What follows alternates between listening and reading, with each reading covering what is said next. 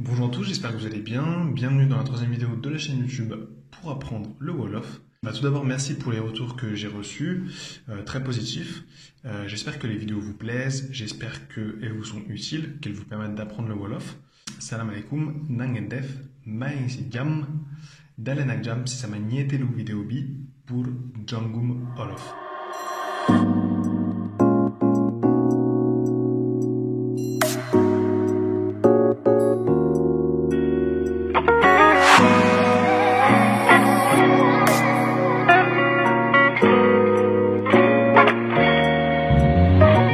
Je vais commencer par vous expliquer un peu les salutations que j'utilise en début de chaque vidéo. Il faut savoir qu'au Sénégal, les salutations c'est très important.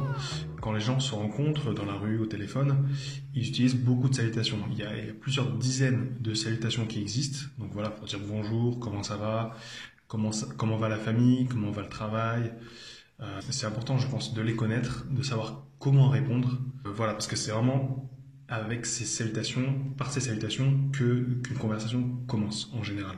Le plus courant, c'est salam alaikum. Salam alaikum, c'est un mot qui vient de l'arabe, qui veut dire que la paix soit sur vous. Et ça, on répond malaikum salam. Donc salam alaikum, malaikum salam. Ensuite, le deuxième phrase qui est le plus utilisée en Wolof, c'est nangadef. Nangadef, ça veut dire comment tu vas. Et généralement, on répond magnifi. Donc nangadef, magnifi. Nangendef, comment allez-vous? Nyungifi. Nangadef, si on veut le traduire littéralement, c'est comment tu fais. Nanga def. Def, c'est le verbe faire.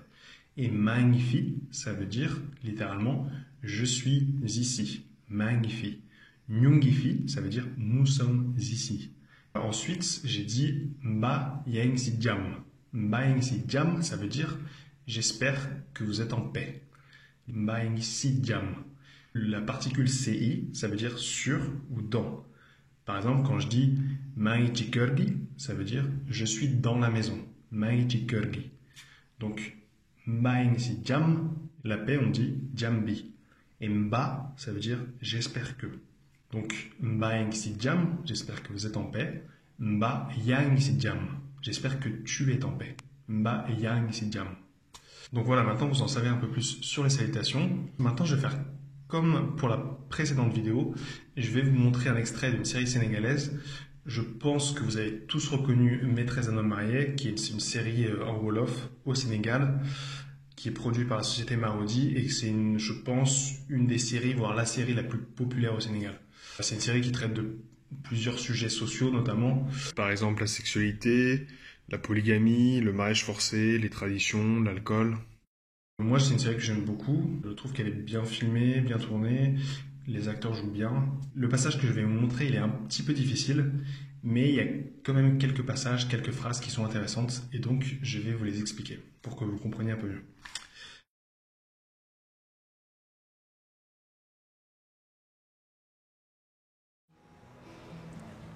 yéegal rek nga wax tata maam pour mu wàcceel la sa saak. yoo xam naa bala ngay wax sa xam ma daaneel yoo xam nga lan mooy importance su liggéey. déedéet. yoo xamoo ko kay gis nga oto bi nekk ci biir ci buntu kër gi nii est-ce que xam ne man maa ko jënd sama bopp. papa moo ko jënd. pour yow daal papa moo jënd lépp waa d'accord naa. Alors, pour commencer, on a Lala qui dit Yegal Legi. Yegal Legi, ça veut dire monte maintenant. Legi, ça veut dire maintenant. Yegal, c'est le verbe yeg qui veut dire monter. Et donc ici, il est à l'impératif. Yegal, on rajoute AL. Et donc en Wolof, pour former l'impératif, généralement, dans la plupart des cas, c'est on prend le verbe à l'infinitif et on rajoute AL. Donc par exemple ici, yegal, ça veut dire monte. Si je veux dire fait, ça veut dire défale, défale, fait. Mange, lekal, du verbe lek. Wahal, parle, le verbe wah. Le deuxième cas de figure pour former l'impératif, c'est rajouter un seul L. Par exemple, pour les verbes qui se terminent par une voyelle. Par exemple, le verbe nuyu, qui veut dire saluer, on va dire nuyul, salut, nuyul. Le verbe déglou, qui veut dire écouter, on va dire dégloul, on rajoute un L au verbe. Voilà, donc pour former l'impératif, c'est ces deux cas de figure qui sont majoritaires. Donc elle dit Yegal legi nga wax tatamam, monte vite, dire à tatamam que voilà. Pour mu watch la sasak. Donc le verbe watch, ça veut dire descendre. Le verbe watch, c'est un verbe qui est très utilisé en Wolof. Il peut signifier trois choses. La première, c'est descendre, par exemple, des escaliers, ou alors descendre un objet, comme ici. La deuxième, c'est pour descendre du travail. Au Sénégal, on ne rentre pas du travail. Les Sénégalais disent « je descends du travail »,« je suis descendu ». Ça veut dire « j'ai terminé le travail, c'est le soir, j'ai terminé, je descends du travail ». Donc ils utilisent le verbe « watch ». Donc par exemple, si on vous pose la question « watchenga », ça veut dire « est-ce que tu es descendu ?» Est-ce que watchenga? Est-ce que tu es descendu? Donc vous pouvez dire « wow, watch naligay ». Je suis descendu du travail. Wow, watch naligay. Ou alors, si vous n'êtes pas encore descendu, vous pouvez dire Wachegumaligay. Wachegumaligay. Je ne suis pas encore descendu du travail. La troisième utilisation de watch, c'est dans les transports en commun et dans le taxi. Si vous prenez le bus, par exemple un Tata ou un car rapide ou un Ndiaye, le bus ne va pas forcément s'arrêter à tous les arrêts.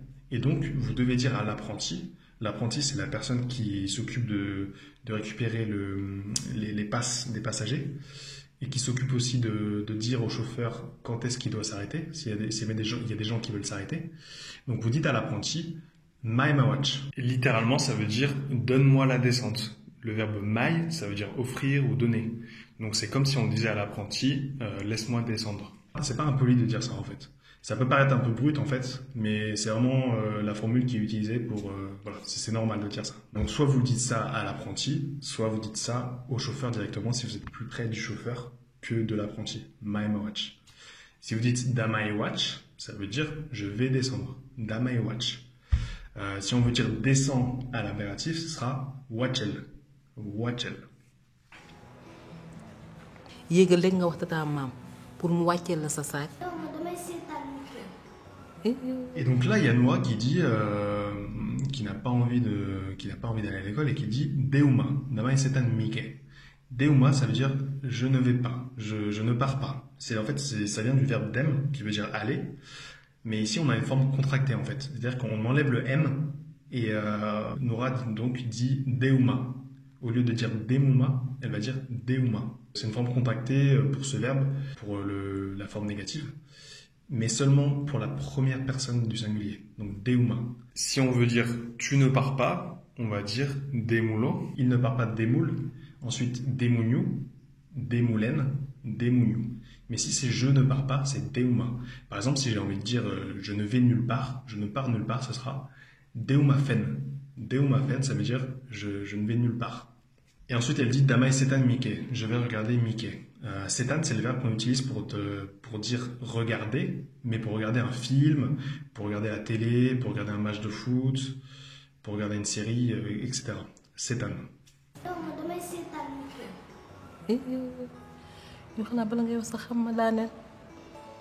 Alors ensuite, on a Lala qui dit Balangayawar. Balangayawar, ça veut dire avant de parler.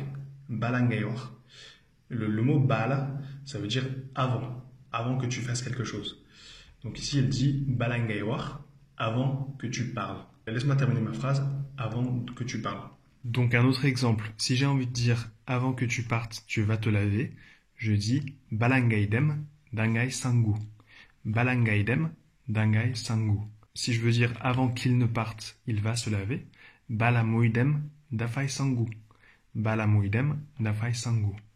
Si j'ai envie de dire avant que je ne parte, je vais me laver, balamaidem, damai sangu. Balamaidem, damai sangu. Donc ici elle dit balangayawar, avant de parler. Kharmat Danel, laisse-moi terminer ma phrase. Danel, c'est un idiome qui veut dire laisse-moi finir de parler, laisse-moi terminer ma phrase.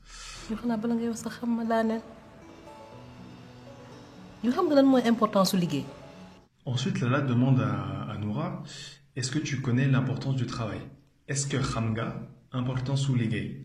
Khamga, c'est le verbe kham, qui veut dire connaître. Et le verbe kham, c'est comme le verbe dem. À la première personne du singulier, si je veux dire je ne sais pas, ou alors je ne connais pas, je vais dire khauma. Khauma. Donc en fait, c'est une forme contractée, on enlève le n, et au lieu de dire khamouma, on dit khauma. Hauma, je ne sais pas, je ne connais pas. Donc ici, elle demande est-ce que Hamga, est-ce que tu connais? Et ensuite, elle dit importance sous ligay. Est-ce que tu connais l'importance du travail? Est-ce que Hamga, importance sous ligay? Ici, c'est comme ce que j'avais expliqué dans la précédente vidéo. Le fait de rajouter un U, en fait, c'est comme un complément du nom en français. C'est ce qu'on appelle le génitif. Donc, l'importance du travail, on va dire importance sous ligay. On rajoute un U. L'importance du travail, importance ou ligay. Par exemple, j'avais dit Togo Sénégal, le plat du Sénégal. Togo Sénégal, le plat du Sénégal. Donc, est-ce que Hamga, importance ou ligay? Est-ce que tu connais l'importance du travail? Et le début de la question, c'est l'anmoy. L'anmoy, c'est une expression très utilisée au Sénégal qui veut dire c'est quoi. L'anmoy. L'an, ça veut dire quoi. Donc, par exemple, ici, l'anmoy importance ou ligay, c'est quoi l'importance du travail? Si je veux dire c'est quoi ton prénom, je vais dire l'anmoy satour. L'anmoy satour. Si je veux dire c'est quoi ton travail, je vais dire l'anmoy saligay. L'anmoy saligay. yu xam nga lan mooy importance su liggéey déedéet. yow xamoo ko kay. Donc ensuite, Noura dit dédet, non. Et là, il y a Lala qui dit Hamuko kei, ça veut dire tu ne le sais pas, tu ne le connais pas. Kei, c'est un idiome pour insister en fait. Hamuko kei. Donc je vais faire un petit récapitulatif du verbe ham à la négation. Donc je ne connais pas, je ne sais pas. Hauma. Tu ne sais pas, c'est hamulo. Même si Lala ici, elle contracte et elle dit hamo. Au lieu de dire hamulo, elle dit hamo. Il ne sait pas, hamul. Nous ne savons pas, hamunyu. Vous ne savez pas, hamulen. Ils ne savent pas, hamunyu. Voilà, c'est assez simple la négation, c'est généralement tout le temps comme ça. C'est toujours avec cette forme. déedéet. yow xamoo ko kay gis nga oto bi nekk ci buntu kër gi nii. Donc ensuite, il y a Lala qui dit gis nga oto bi nekk ci buntu kër gi nii. Ça veut dire, est-ce que tu as vu la voiture qui se trouve devant la porte? Alors, gisnga, ça veut dire, est-ce que tu as vu? Le verbe gis, qui veut dire voir, gisnga. Otobi, est-ce que tu as vu la voiture? Gisnga, otobi. Et ensuite, elle dit nek. Nek, c'est le verbe se trouver quelque part, en fait. Par exemple, si je veux dire, je me trouve actuellement à Dakar, je vais dire Dakar la nek. Dakar la nek. C'est à Dakar que je me trouve. Ou alors France la nek, c'est en France que je me trouve. Donc nek, ça veut dire se trouver. Et pour dire du coup, est-ce que tu as vu la voiture qui se trouve? On va dire gisnga otobi nek. On va pas traduire le qui, on va directement mettre le verbe. Donc gisnga otobi nek. Est-ce que tu as vu la voiture qui se trouve? Voilà. Par contre, si je veux dire, par exemple, la voiture qui se trouve devant la maison est jolie, là ce sera différent. Là ce sera Oto Bounek. Oto Bounek, Jibuntu Kergi, Dafarafet. Elle est jolie. Oto Bounek. Je vais remplacer le bi par le bou. C'est parce qu'en fait, dans ce cas-là, Otobi c'est le sujet. Donc c'est pour ça que si je veux dire la voiture qui se trouve devant la maison, je vais remplacer le bi par bou. Donc ce sera Oto Bounek. Mais là, c'est différent parce qu'elle dit est-ce que tu as vu la voiture qui se trouve? Donc là, ici, la voiture, c'est COD en fait. Et donc, ce sera Giznga Otobi Nek. Il met directement le verbe Nek. Et ensuite, elle dit Chibuntu Kergini. Alors, Chibuntu Kergi, c'est une expression, un idiome qui veut dire devant la maison en fait. Mais si je veux le traduire littéralement, Chibuntu Kergi, je vous ai dit tout à l'heure que Chi, C-I, ça veut dire A, apostrophe, ou alors dans. Et Buntubi, ça veut dire la porte. Et Kergi, ça veut dire la maison. Kergi, c'est la maison. Donc, Buntu Kergi, on rajoute un U à Bunt, ça veut dire la porte de la maison. Buntu Kergi, la porte de la maison. Donc, Chibuntu Kergi, ça veut dire à la porte de la maison, littéralement. Donc c'est une expression en fait qui veut dire devant la porte. Chibuntu Kergini, au pas de la porte, devant la porte de la maison. Et ni, c'est juste un idiome pour insister. Ni, ça veut dire comme ça, ni. Donc Chibuntu Kergini, devant la porte de la maison. Et par exemple, il y a un endroit dans Dakar qui s'appelle Buntu Pikin. Buntu Pikin, c'est un endroit à Pikin. À l'entrée de Pikin, C'est une sorte de rond-point avec une station-service et en fait c'est un endroit où il y a beaucoup de passages, il y a beaucoup de cars qui passent, de taxis, de voitures. Et donc Buntu Pikin, ça veut dire la porte de Pikin. Donc c'est pour ça qu'en fait c'est un endroit qui est à l'entrée de Pikin. Donc Buntu Pikin, c'est la porte de Pikin. C'est un endroit qui marque l'entrée de Pikin quand on arrive de l'extérieur de Dakar. gis nga oto bi nekk ci buntu kër gi nii est-ce que xam nga ne man maa ko jënd sama bopp. Donc ensuite elle dit, donc elle part de la voiture, elle dit est-ce que tu sais que c'est moi qui l'ai acheté? C'est moi qui ai acheté la voiture. Donc est-ce que Khamga, Kham le verbe connaître, est-ce que Khamga, est-ce que tu sais? Et ensuite elle dit Man makodiende. Alors man makodiende, c'est une expression qui veut dire, ça veut dire c'est moi qui l'ai acheté. Man, ça veut dire moi. Man makodiende. Diende, ça veut dire acheter. Et en fait, c'est une forme en Wolof qui permet d'insister sur le nom, qui permet d'insister sur la personne qui fait l'action. Donc ici, elle veut insister sur le fait que c'est moi, donc c'est elle qui a acheté la voiture. Donc elle dit man, c'est moi, man makodiende, c'est moi qui l'ai acheté. Si je veux dire c'est toi qui l'as acheté, je vais dire yo, toi, yo yakodiende, yo yakodiende, c'est toi qui l'as acheté. Si je veux dire c'est Astu qui l'a acheté, je vais dire Astu mukodiende. Astu mukodiende. La particule ko, c'est pour dire le, c'est pour parler de la voiture. Astu mukodiende. C'est Astu qui l'a acheté. Et une petite nuance aussi.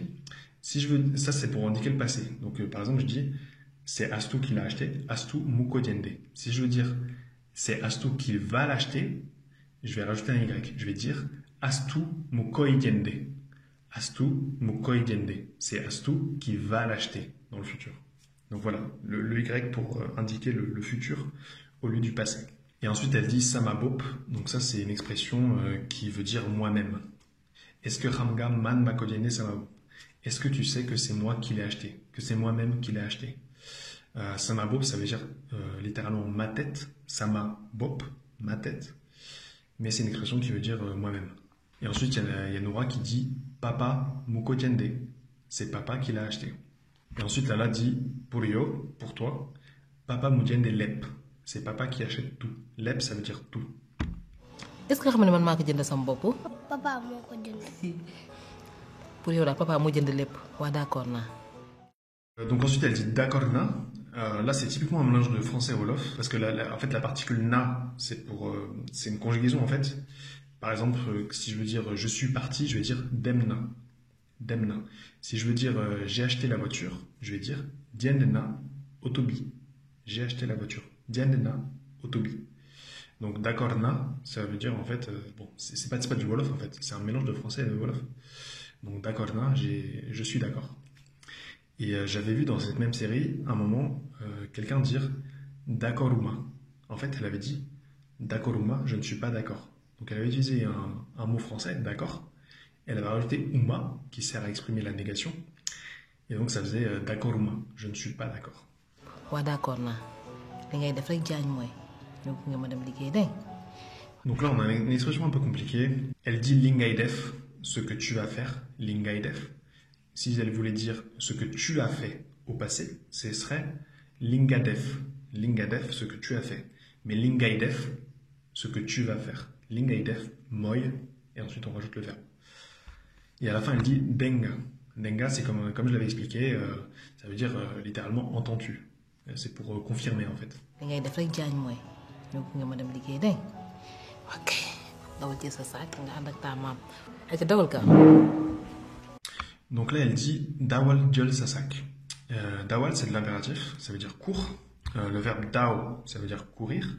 Pour dire marcher, on peut dire dors. Le verbe marcher, c'est dors. Et donc dawal jël sa sac. Pour prendre ton sac. Et après, elle dit acha defalga. Donc ça veut dire acha, ça veut dire une expression qui veut dire aller. Acha. Et dawalga, ça veut dire cours vite. Ga, ça veut dire vite. Voilà, bon, bah c'est terminé. C'était un petit peu sportif. J'espère que j'ai bien expliqué. Si vous avez des questions, n'hésitez pas à me les poser en commentaire. Je vais faire un petit récapitulatif de tout ce que je vous ai expliqué, voilà, pour que vous ayez un petit résumé de tout ce que je vous ai montré. Donc, premièrement, l'impératif. Pour dire l'impératif, dans la plupart des cas, on prend le verbe à l'infinitif et on rajoute AL. Par exemple, yegal. Yegal, ça veut dire monte. Le deuxième cas, c'est quand le verbe, par exemple, termine par une voyelle, on rajoute seulement un L. Donc, par exemple, écoute, ce sera dégloul, du verbe déglou. Deuxièmement, le verbe watch, c'est un verbe qui veut dire descendre au Sénégal.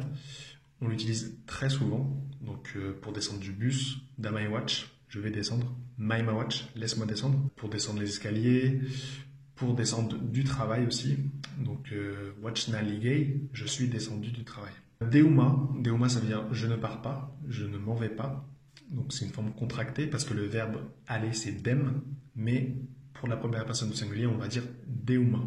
Le mot bala, ça veut dire avant que tu fasses quelque chose. Donc par exemple, avant de partir, je vais me laver, on dit bala maidem damai sangu. Bala maidem damai sangu. Ensuite, on a ramga. Est-ce que tu sais? Est-ce que tu connais?